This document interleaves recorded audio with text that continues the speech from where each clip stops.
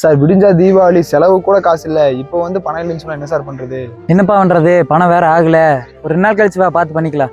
நம்மள வாங்கிக்கலாம். போ போய்க்கலாம், வாப்பா போயிட்டு வா. சார் சார் சார் சார் குழந்தைங்களுக்கு வேற துணி எடுக்கணும்.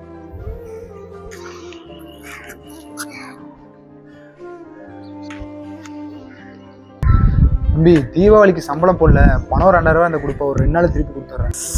என்னண்ணா திடீர்னு இப்படி அமௌண்ட் கேட்குற? தீபாவளிக்கு எங்கண்ணா காசு இருக்கும்? சுத்தமா இல்லைண்ணா. ஆமா ஆமாப்பா, செலவு இருக்கும்.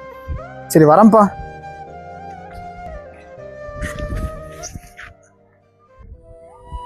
ஹலோ, வரேன்ப்பா நான் வாங்கிட்டு வந்துடுறேன். நைட்டுக்குள்ள வந்துடுறேன்.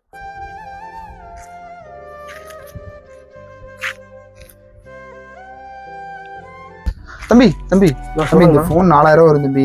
பெஸ்ட் ஒரு 2000 மட்டும் கொடுக்குறியா? ஏன் திடீர்னு ஃபோன் வைக்கிறீங்க? கொஞ்சம் வீட்டு சூழ்நிலை அப்படி இருக்கு.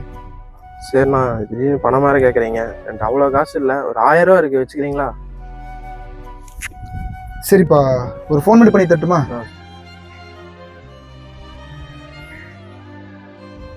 ஹலோ, ஏய் பையனை தூங்க வேணாம்னு சொல்லிடுறீ. நான் ஒரு 8 மணிக்குள்ள பட்டாசு வாங்கிட்டு வந்துடுறேன். இந்த நம்பருக்கு கூப்பிடாத.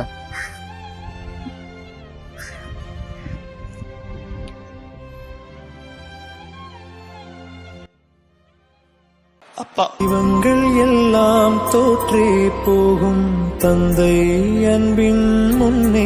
ஒரு மாசத்துல இந்த வேலை பிடிக்கல, அவர் அத்தனை வருஷமா வேலை கஷ்டமா. தந்தை பின்னே தகப்பனின் கண்ணீரை கண்டு எதுவுமே செய்யல. தந்தை சொல்மிக்க